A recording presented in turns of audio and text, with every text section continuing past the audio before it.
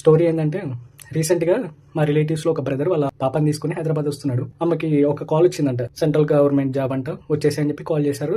దానికోసం అటెండ్ అవ్వడానికి వస్తున్నారు. నాకు కాల్ చేస్తే ఏమని చెప్పారంటే 500 మెంబర్స్ రాస్తే 20 మంది సెలెక్ట్ అయ్యారు. దాంట్లో మా పాప ఒకటి రేపు వచ్చి డైరెక్ట్గా డ్యూటీలో జాయిన్ అయ్యమన్నారు అని చెప్పారు. అసలు సెంట్రల్ గవర్నమెంట్ జాబ్ అంటే 500 మెంబర్స్ రావడం ఏంది? అయినా అది ఎయిర్ హోస్టర్స్కి సపరేట్ కాలేజెస్ అవన్నీ ఉంటాయి కదా. మీ పాప ఇంటర్ కూడా కంప్లీట్ చేయలేదు కదా అన్న, ఎట్లా జాబ్ వచ్చిందంటే లేదు ఒకసారి కనుక్కో అన్న, ఫ్రాడ్ అనుకుంటా అంటే లేదు నేను అందరితో కనుక్కున్నా, ఇక్కడ నేను వర్క్ చేసే దగ్గర వాళ్ళతో వీళ్ళతో పెద్దవాళ్ళు అందరితో కనుక్కున్నా, రూపాయి కూడా డబ్బులు పెట్టాల్సిన అవసరం లేదంట.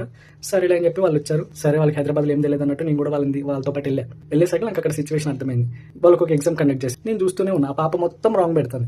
పక్కన వాళ్ళు చెప్పొద్దాను ఒకసారి ఏమవుతుందో చూద్దాం అన్నట్టు నేను కూడా ఏం చెప్పలే. మరి చాలా వరకు చాలా కదా అన్ని రాంగ్స్ పెట్టింది అనమాట. తర్వాతకి దాంట్లో కొంతమందిని పిలిచారు, వాళ్ళు పక్క రూమ్లోకి వెళ్ళిపోయారు. బాబాయ్ నేను సెలెక్ట్ కాలేదు అనుకుంటా బాబాయ్, అది సెలెక్ట్ కావడం కాదురా, ప్రతి ఒక్కళ్ళు సెలెక్ట్ అవుతారు. ఇప్పుడు ఒక్కొక్కళ్ళని ఒక్కొక్క క్యాబిన్లో పిలిచి ఒక్కొక్కళ్ళు మనకి మోటివేట్ చేసి మనం జాయిన్ చేపిస్తారు చూడరు, ఒక్కొక్కళ్ళు పిలుస్తారు చూడంటే చూస్తే ఒక్కొక్కళ్ళ పేర్లు పిలిచి వాళ్ళందరినీ క్లాప్స్ కొట్టి పిలిపిస్తున్నారు. అదేంటి పాపి నువ్వు చెప్పినట్టే జరిగింది కదా అది ఇది. సరే అని చెప్పి క్యాబిన్లో వెళ్ళారు. తర్వాతకి నన్ను కూడా రమ్మన్నారు. సరే అని చెప్పి నేను పోయినా. చెప్పారు ఇప్పుడు కనుక మీరు జాయిన్ అయితే నెక్స్ట్ మంత్ 11 months లోపల డ్యూటీలో ఉంటుంది. ఫస్ట్ మంత్ శాలరీ 75,000 అన్నారు. ఈ పాపనేమో నీ సెల్ఫ్ ఇంట్రడక్షన్ చెప్పన్నారు. ఆమెకి సెల్ఫ్ ఇంట్రడక్షన్ కూడా కరెక్ట్ చెప్పడం రావట్లేదు. దానికి వాడు వావ్ నీకు చాలా డేర్ ఉంది, చాలా బాగా చెప్తాను. నేను షాక, ఇంగ్లీషే మాట్లాడలేకపోతుంది, చాలా డేర్ ఉంది అది ఇది అని అంటున్నావు. నువ్వు డైరెక్ట్గా గ్రౌండ్ స్టాఫ్కి సెలెక్ట్ అయినావు, చెకింగ్ ఆఫీసర్ నువ్వు అని అంటున్నావు. అసలు సరే కానీ ఫీజు ఎంత అన్నా, ఆగండి సార్ అన్నాడు. మా అన్నేమో ఫీజు లేదంటే ఆల్రెడీ ఇక్కడ మాట్లాడి వచ్చి అది ఇది అని అంటున్నాడు. చెప్తాడు 1 year టైం పీరియడ్ ఉంటుంది, కోచింగ్ తీసుకోవాలి అని చెప్పి అన్నీ చెప్పి డైలీ 1 hour క్లాస్ ఉంటుందంట. 9 to 10 మధ్యలో క్లాస్ ఉంటుంది. మిగతా అవర్స్లో హాస్టల్లోనే ఉండాలి. ఇన్ కేస్ హాస్టల్లో ఉండి బోర్ కొడుతుంది అని అంటే వీళ్ళే పార్ట్ టైం జాబ్ పెట్టిస్తారంట, డీమార్ట్లలో వాటిల్లో వీటిల్లో. సరే ఫీజు ఎంత అంటే సార్ మొత్తం 3 lakhs సార్, మీ పాప ఇట్లా ఎగ్జామ్ రాసి క్వాలిఫై అయింది కాబట్టి 60,000 ఆఫ్ అయిపోయి 2,40,000 సార్.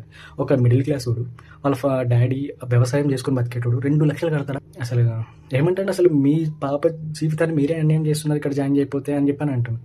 మా అన్నేమో ఆలోచిస్తాడు, అంత డబ్బులు ఎట్లా సార్, మీకు అంత లేనోళ్ళం సార్. అన్న ఇక్కడ నువ్వు లేనోడిగా ఏం చూడరు, ఇది ఒక ఇన్స్టిట్యూట్, ఆ ఇన్స్టిట్యూట్లో కోచింగ్ తీసుకోవడానికి వాళ్ళు ఇట్లా పిలుస్తారు అని చెప్పిన. మరి జాబ్ అన్నారు, డైరెక్ట్ జాయినింగ్ అన్నారంటే మీకు అట్లా ఎవరు కాల్ చేస్తారో తెలియదు, వాళ్ళు కొత్త వాళ్ళు అనుకుంటా మేబీ, మేము వాళ్ళకి ఒక ఇన్స్ట్రక్షన్ ఇస్తాం ఇట్లా చెప్పని, వాళ్ళు ఏం వేరే విధంగా చెప్పుంటారంటే సరే అట్లా చెప్పిన వాళ్ళని పిలిపియండి, వాళ్ళని అడుగుతామని చెప్పి. అన్న నువ్వు ఎవరిని పిలిపించిన అంతే ఉంటుంది కానీ వెళ్దాం పదన్నా అంటే సరే మేము ఆలోచించుకొని చెప్తాం జాయిన్ చేస్తుంటే. ఆలోచించుకొని చెప్పేదేమో with in 1 minute 1 to 5 minutes లోపల మీరు 15,000 కట్టాలి. ఇప్పుడు స్పాట్లో కడితేనే మీకు అడ్మిషన్ ఫిక్స్ అవుతుంది. ఇక్కడ చాలా మంది వెయిట్ చేస్తున్నారు, బ్యాచెస్ అన్ని అయిపోయినాయి, మేము రిక్వెస్ట్ చేస్తేనే స్పెషల్ బ్యాచ్కి పర్మిషన్ ఇచ్చారంటున్నారు. మరి అంత స్పెషల్లో మేము జాయిన్ కావాలి అని చెప్పిన బయటకు వచ్చిన.